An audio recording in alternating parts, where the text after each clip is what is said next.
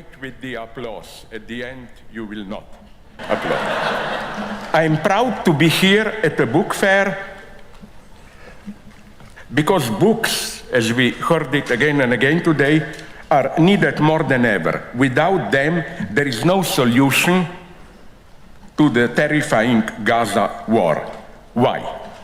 I unconditionally condemn the Hamas attack on Israelis close to Gaza border without any ifs and buts. And I give Israel the right to defend itself and destroy the threat. However, I noticed a strange thing. The moment one mentions the need to analyze the complex background of the situation, one is, as a rule, accused of supporting or justifying Hamas terrorism. Are we aware how weird this prohibition to analyze, to see the complexity is? In what society does this prohibition belong? Here, my first provocation, in a society which is, it's not here, which is structured like Waben, honeycomb. What an idiot did choose this as a light word. Do you know how Hanis live? It's the most totalitarian society you can imagine. More than 80% are women who are de facto castrated, not allowed to develop sexually, they just work. Then you have one queen who once in a lifetime has sex with 10 men, and when they have orgasm, the penises are immediately swallowed by her. No, thanks, I don't want to live in such a society. So let me go to my point. The title of a recent dialogue on anti-Semitism and BDS, boycott, divest, and so on, in Der Spiegel was, auf Deutsch, wer Antisemit ist, bestimmt der Jude und nicht der potenzielle Antisemit. I translate. Who is an anti-Semite determines the Jew and not the potential anti-Semite. Okay, sounds logical. The victim itself should decide if it is really a victim. But does not the same also hold for Palestinians, who should be able to determine who is stealing their land and depriving them of their elementary rights? And I want to draw your attention to a beautiful detail today. Only, I think it was the very last word of the Slovene president's speech, correct me if I'm wrong, this was only once that the word Palestinian was pronounced. It was just Hamas versus Israel. I'm sorry, but you have to include in this situation millions of Palestinians. Further point, by analyzing the background, I don't mean the utter stupidity masquerading as a deep wisdom. You know that saying, an enemy is someone whose story you have not heard. Sorry, I read Hitler's Mein Kampf. I heard his story. And I love Nazism, not more, but even less. Here are the two main stories about Israel today. Ismail Haniyeh, the leader of Hamas, who of course lives comfortably in a 5-star hotel in Dubai, said on the day of the attack, I quote, "We have only one thing to say to you, Jews. Get out of our land. Get out of our sight. This land is ours. Al-Quds, the term for Jerusalem, is ours. Everything here is ours. There is no place or safety for you." End of quote. Clear and disgusting. But did the Israeli government not say something similar, although of course in a much more civilized way?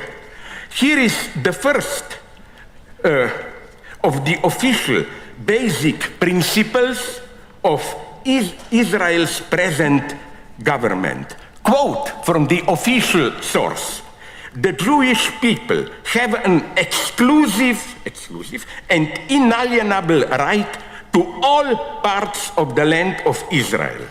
The government will promote and develop the settlement of all parts of the land of Israel, in the Galilee, Negev, Golan, and Judea and Samaria, end of quote. Or, as Benjamin Netanyahu said, quote, Israel is not a state of all its citizens. It is a state of the Jewish people and only it, end of quote.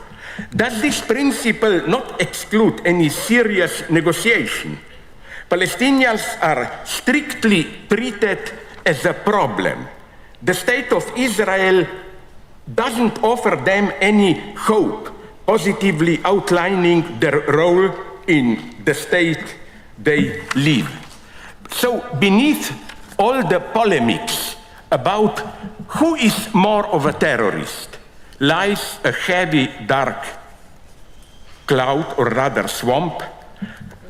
The mass of Palestinian Arabs who are for decades kept in a limbo, exposed to daily harassment by settlers and by the Israeli state. Who are they? Which is the land they live in?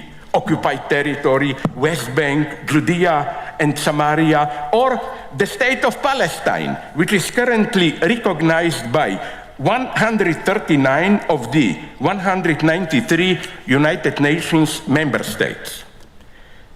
The first generation of Israeli leaders, from Ben Gurion to Moshe Dayan, I want to praise them here, spoke a totally different, honest language. They openly confessed that their claim to the land of Palestine cannot be grounded in some universal justice. A very actual example. On 29th of April 1956, there was an incident concerning Gaza.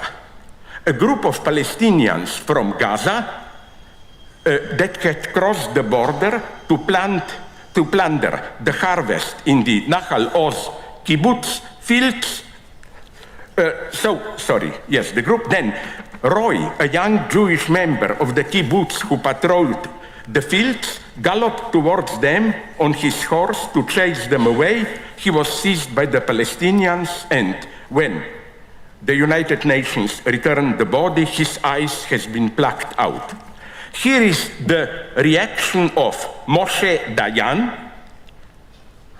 He delivered this eulogy at this killed Jew's funeral the following day. Listen to it. Let us not cast blame on the murderers today. What claim do we have against their mortal hatred of us?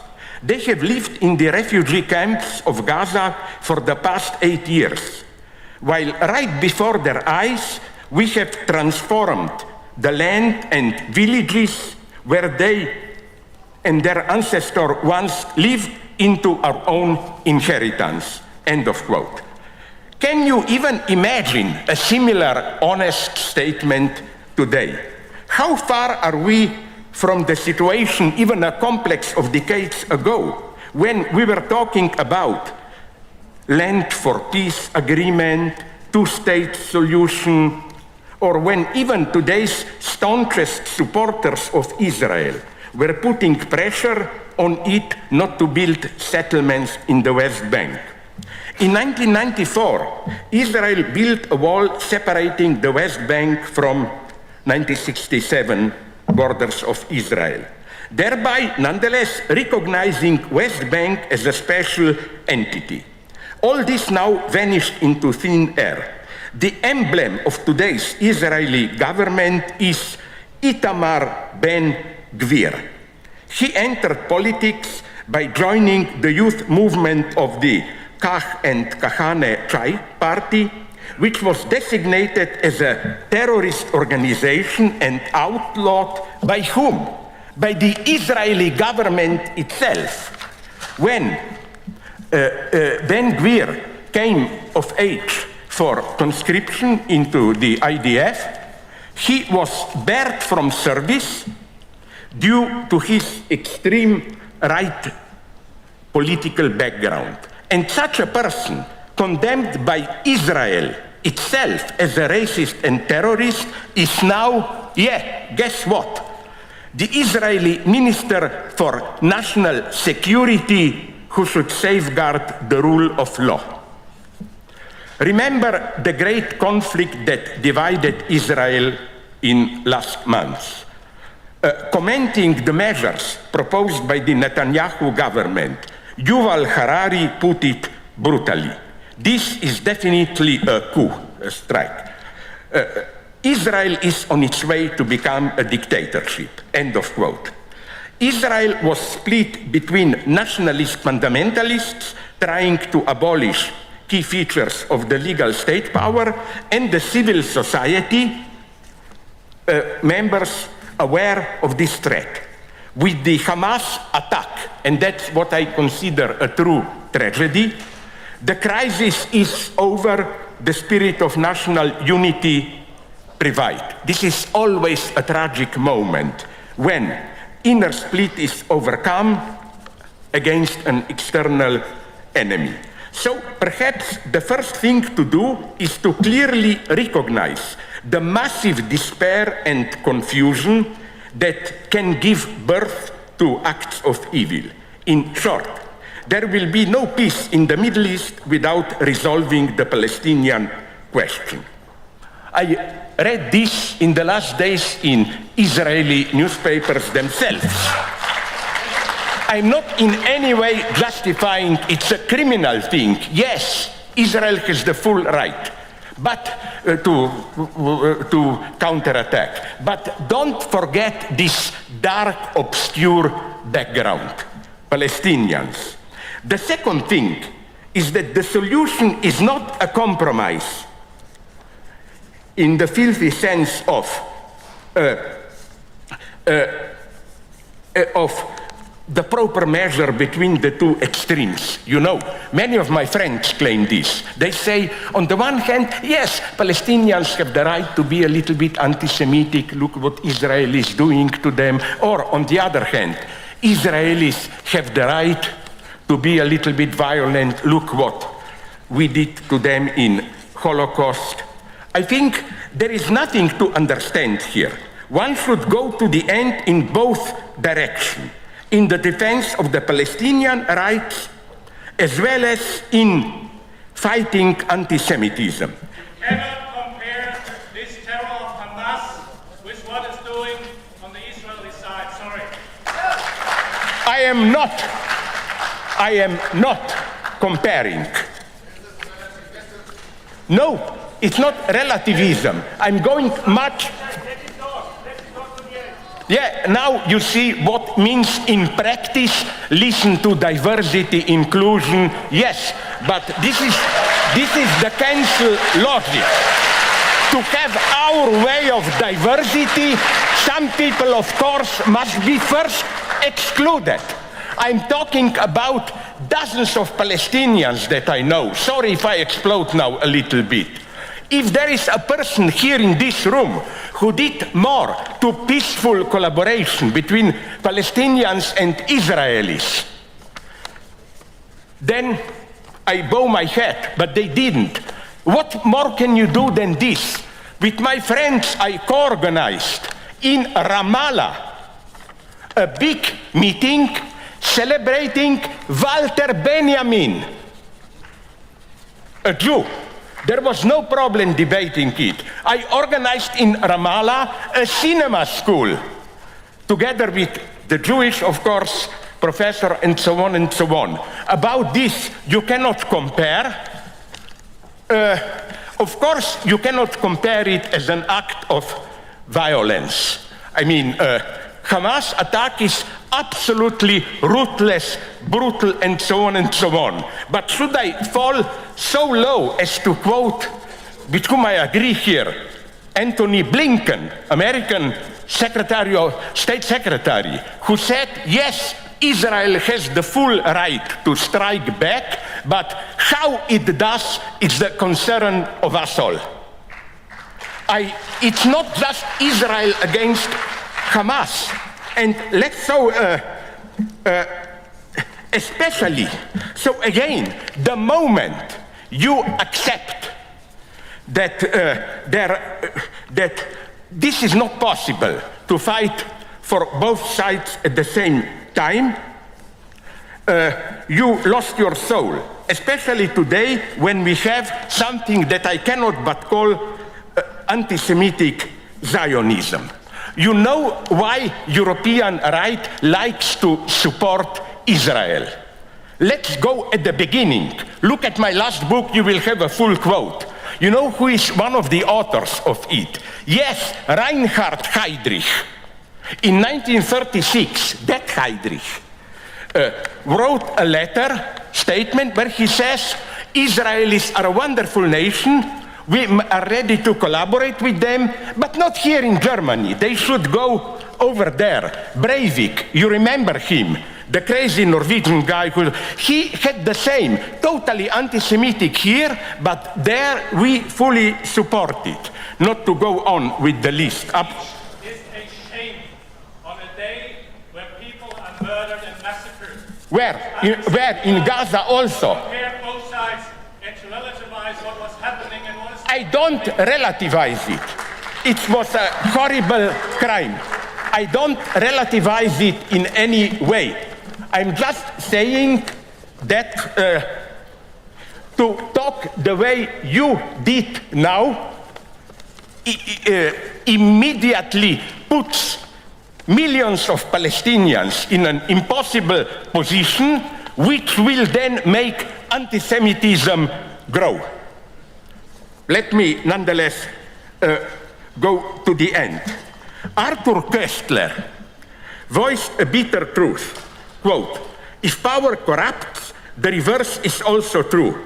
Persecution corrupts the victims, though perhaps in subtler and more tragic ways. End of quote. This holds for both sides in the ongoing war. My ultimate hero, absolute, of the 20th century is Marek Edelman, a Polish Jew who saw this clearly.